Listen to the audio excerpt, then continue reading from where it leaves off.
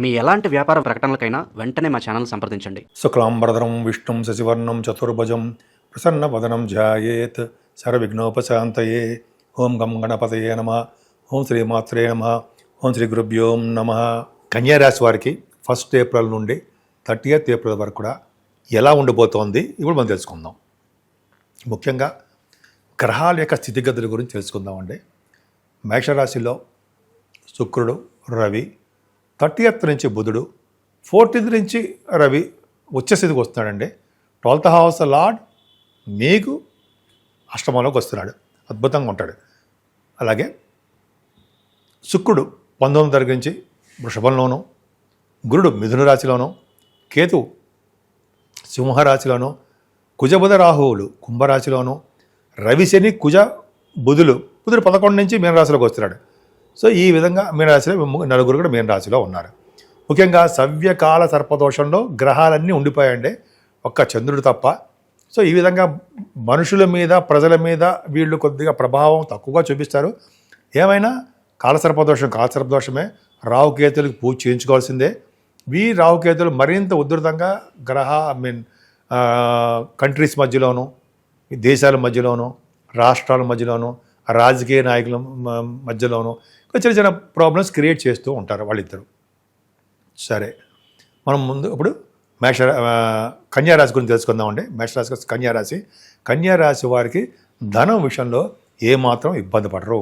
కుటుంబ సౌఖ్యము, నిరంతరంగా ధనప్రాప్తి, సెకండ్ భావాన్ని గురుడు చూడడం వలన కూడా విద్యాప్రాప్తి కూడా ఉండి తీరుతుంది.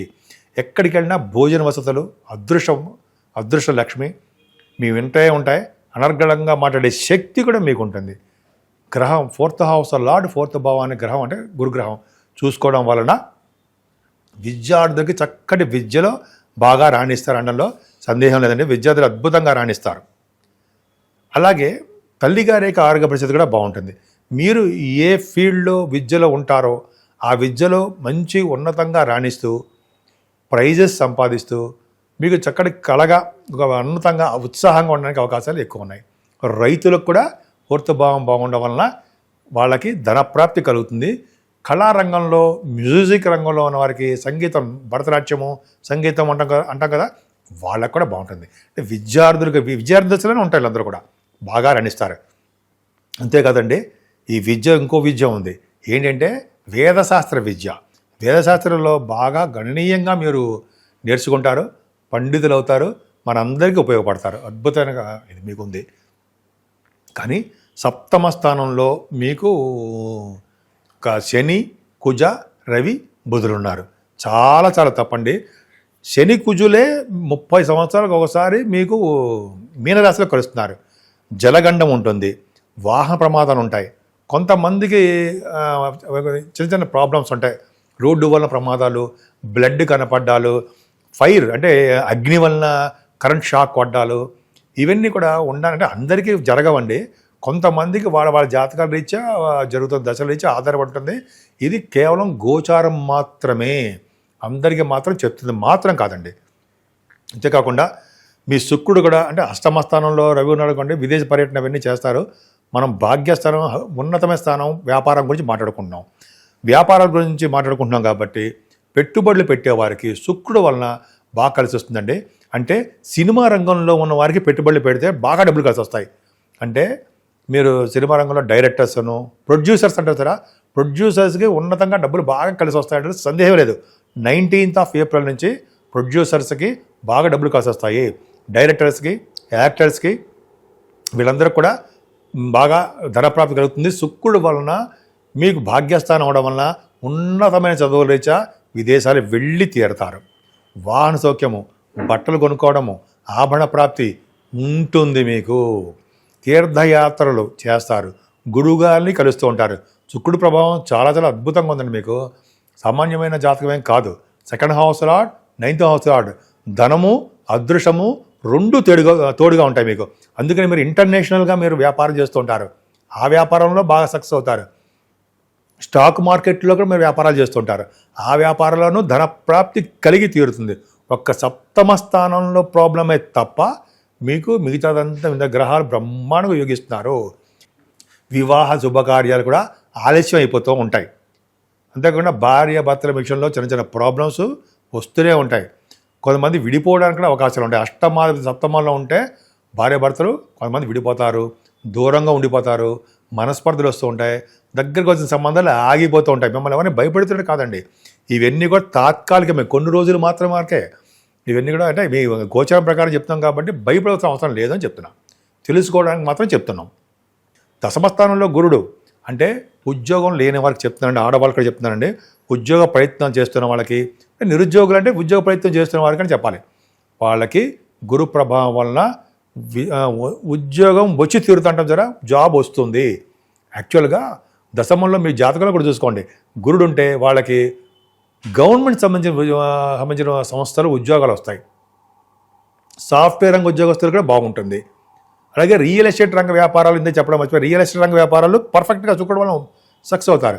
గురు ప్రభావం వలన ఆడిటర్స్, సిఏ సిఎంఏ వాళ్ళకి, అలాగే విద్యా సంస్థల్లో ఉన్న వారికి అంటే వాళ్ళు ఉద్యోగాలు రావడం, అంటే ప్రొఫెసర్స్ లెక్చరర్స్ అంటారు సరే వాళ్ళకి విద్యా సంస్థలు.